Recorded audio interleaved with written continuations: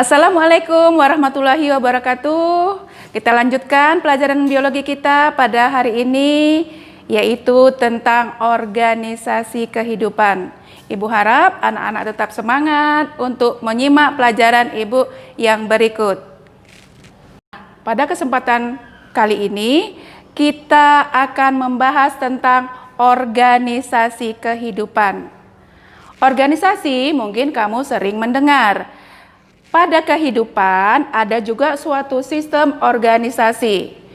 Kita bahas mulai dari tingkatan yang terkecil, yaitu ada sel, jaringan, organ, sistem organ, organisme atau individu, populasi, komunitas, ekosistem, bioma, dan biosfer. Oke, yang pertama, tingkatan yang terkecil dari organisasi kehidupan yaitu sel. Sel merupakan penyusun terkecil dari makhluk hidup yang secara struktural dan fungsional. Sel dibedakan menjadi sel prokarion dan eukarion.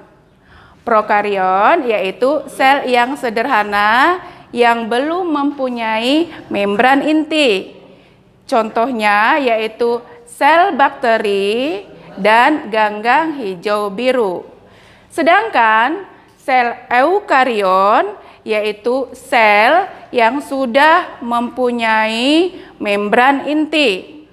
Contoh pada sel eukarion yaitu sel hewan dan sel tumbuhan. Contoh sel hewan yaitu ada sel otot, sel saraf, sel darah, dan lain-lain. Sel tumbuhan contohnya ada sel epidermis, sel parenkim, sel xilem, dan lain-lain. Tingkatan yang kedua yaitu jaringan. Jaringan itu adalah sekumpulan sel-sel yang memiliki fungsi dan struktur yang sama. Pada hewan ada jaringan otot, jaringan darah, dan ada jaringan saraf. Sedang pada tumbuhan yaitu ada jaringan epidermis, jaringan parenkim, jaringan penyokong, pembuluh angkut, dan jaringan meristem. Tingkatan yang berikut yaitu organ. Organ merupakan kumpulan beberapa jaringan yang membentuk struktur dan fungsi tertentu.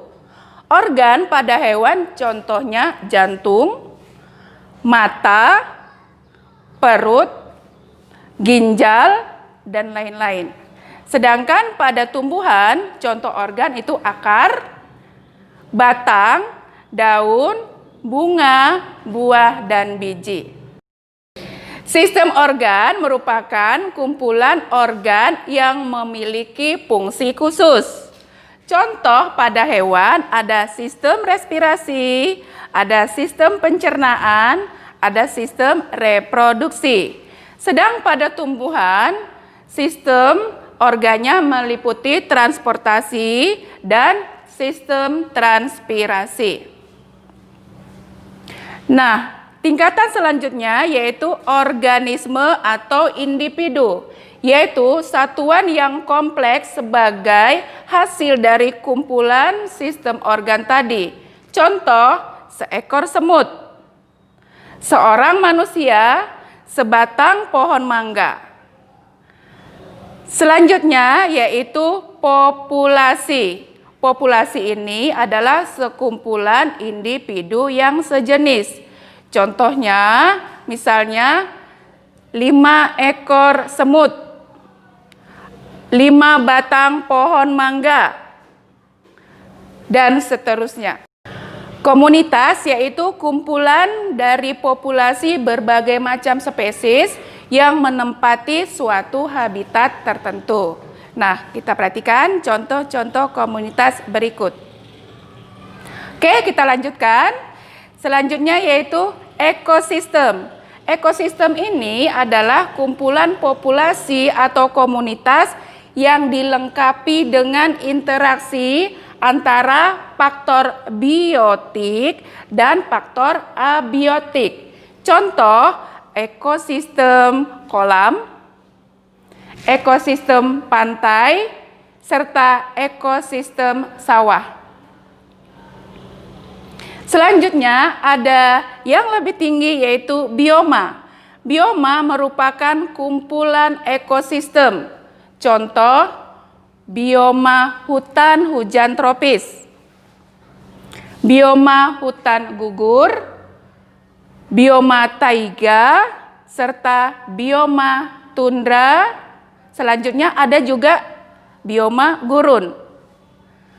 Nah, keseluruhan bioma tadi akan membentuk suatu biosfer.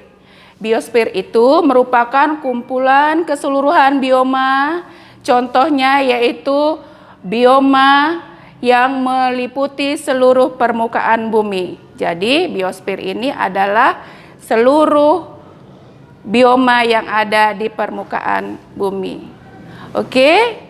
Demikian penjelasan Ibu tentang organisasi kehidupan. Mudah-mudahan bermanfaat dan barokah ilmunya. Assalamualaikum warahmatullahi wabarakatuh.